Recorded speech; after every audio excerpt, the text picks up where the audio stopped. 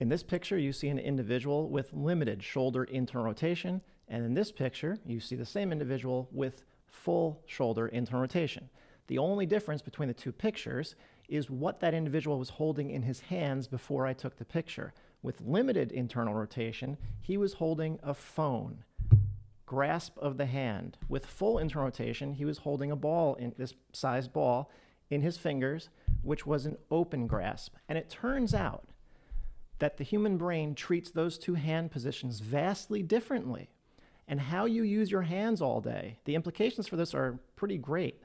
How you use your hands all day, if you're on a computer, working on a phone, grasping a dumbbell, grasping a barbell, compared to having your hands open and exploring and doing different things, makes a huge difference in tension levels. And there's a lot of people out there who could be in a state of tension, shoulder pain, neck pain, back pain, because of how they're using their hands and how their brain is reacting to the use of their hands. So this is the second time I was seeing this young man. He was neutral when he left, but when he came back, he had limited shoulder internal rotation, as you see. Then we did some testing, and we realized if I put an open, bigger ball in his hand, it would give him full internal rotation. Then when I had him text, or he was maybe just searching on the phone, he was now in a closed grip situation, and he tightened up again, so he lost his shoulder internal rotation. And just now with a smaller ball, because it's still a smaller grip, a closed grip, it does not work like the bigger ball. So you can't just put any ball in your hand. It has to be a bigger ball. It opened his grip. So then I put the bigger ball back in his hand. Doesn't take long. He has full shoulder internal rotation again. So I'm now going to go into the science, the brain function and the arm function of what you just saw. First, normal neuromuscular neuromotor activity. The left hemisphere of the brain controls the right arm, and the right hemisphere of the brain controls the left arm. That is during normal day-to-day activity, during normal arm movement. Because also the left hemisphere of the brain is the dominant hemisphere, humans like to favor the right side of the body along with the right arm. That's why 90% of humans are right-handed. Right dominance is a given. And remember, left-handedness and right-handedness have nothing to do actually with dominance.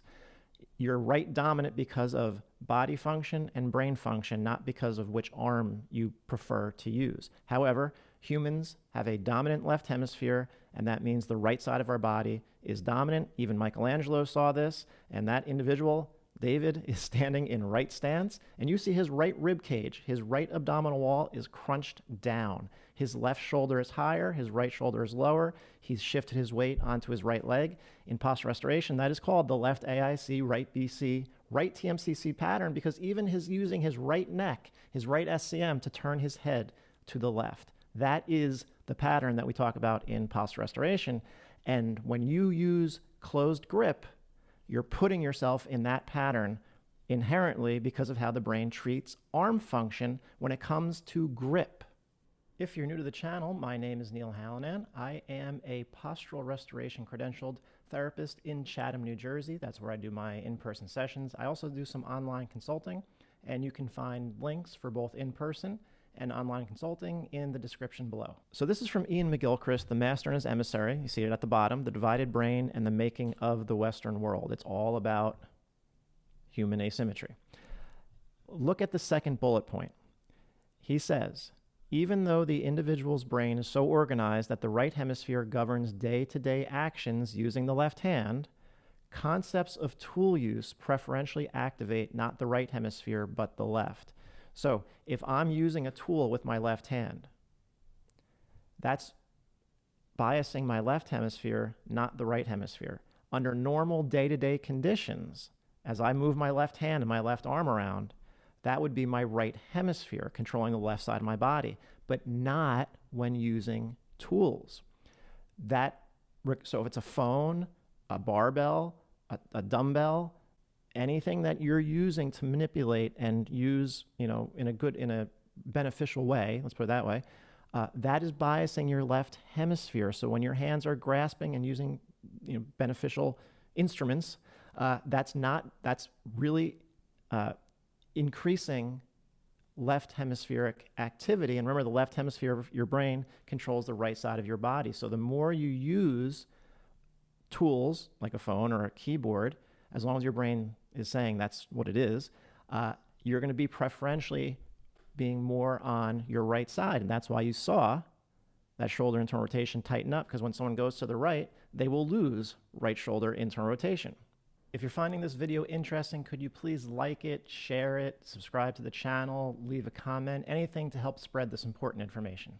So if we skip down to the fourth bullet point, he writes, meanwhile, exploratory rather than grasping motions of the hand activate the right superior parietal cortex, just means an area of the right hemisphere of the brain, even when the hand that is doing the exploring is the right hand.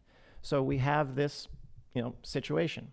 Grasp and tool use with either hand biased as the left hemisphere of the brain, which controls the right side of the body. So think about phones, keyboards, mouses, or mice for the computer, dumbbells, barbells, whatever. Grasp and tool use, either hand, left hemisphere of the brain, right side of the body, the David statue. It's going to drive you more to your right. That's why weightlifting is inherently a right-sided activity, because of human asymmetry and right dominance. It's going to be tough for people who are already over on their right to counteract the idea of what they're doing with their hands, to not put them more on their right side. It's going to be hard to use the left side of your body when you work out if your brain you've become so patterned in your hand use that, every time you do something with your hands that grasp, it's activating the left hemisphere and it's putting you more on your right side. So that's the position that you're in. So when I put the ball in his hand, it opened up his grasp. That was more exploratory. Now he's grasping something in an exploratory way. That's really what it comes down to. And exploratory means you could be, reaching for something and grabbing it.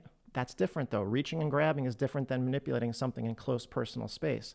But exploratory also means just, picking up an object and exploring it a little bit, like we do in acting class. You might have your eyes closed and you pick up an object and you have to figure out what it is without knowing what it is. That's exploratory. That would be using the right hemisphere of the brain, not the left hemisphere. So that is what I did with that individual, and I found 3 young men in the course of the week and a half that had the same experience. And when I deal with younger men, there's usually 2 issues. Their shoes are minimalist or very soft, and they're over-focusing their eyes up close, and then they're using their hands. They basically grew up using their hands on a phone or on a keyboard, and I think that's because their primary complaint is usually tension. They're tight, they're anxious, they're tense, but their bodies are essentially fine. And now I'm paying more attention to how they're using their hands, especially in light of what has been discovered, a new brain network that was just kind of described and discovered about 3 years ago. So this is something called the SCAN network, and it was first described in 2023. And I think it's going to have huge implications on, everything going forward because of what I'm about to describe. So that's a slice of the brain running from top to side, and it's the somatosensory cortex. And I think the motor cortex has the same organization. But regardless, what you find is that all the areas of your body, your feet, your hands, your arms, your face, your teeth, your lips, everything is represented in the brain. So if someone were to touch my foot or my foot touches something, that area of my brain would become active. And the same thing with hands. If I touch my hand, that area of the brain will become active.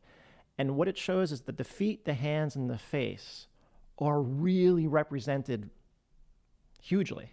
The other areas aren't represented that much. So what that means is, and this is the basis of the homunculus, if you've ever seen the homunculus figure, what that means is your brain really, really cares about your feet, your hands, and your face. It doesn't care about your biceps and your triceps. It doesn't care about your quads and your hamstrings and your hips.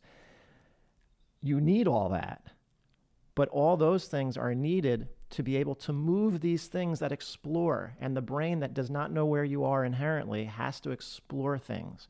Think about and figure out what's out there as it's walking on ground and as it's grabbing objects, as it's seeing things, as it's tasting things. Think of how an infant starts to explore with the world. They see something, they grab, they take, and they put it in their mouth.